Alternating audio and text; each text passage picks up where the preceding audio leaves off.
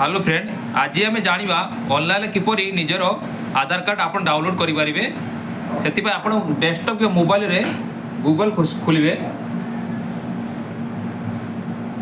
Google खोली सारापर आप desktop Google आसो से आप UDI लिखे UDAI लिखले आसो UDAI पर सर्च करेंगे।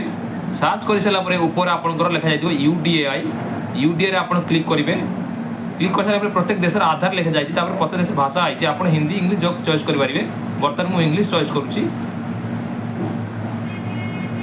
इंग्लिश चॉइस कर सारा आप डेस्कटॉप पेज खोल कि मोबाइल पेज खोल आप देखो अपडेट आधार लिखा जाए तले गेट आधार लिखा जाए से गेट आधार आप डाउनलोड आधार क्लिक करेंगे।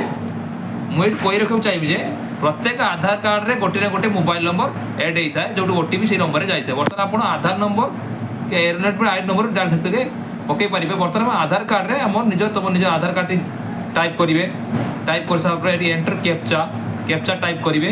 कैप्चा से OTP लिखा जाए सेंड OTP क्लिक करेंगे। OTP कर सारापर से OTP रे 6 विशिष्ट OTP जीवन संख्या जीव से संख्याटी आप टाइप करेंगे।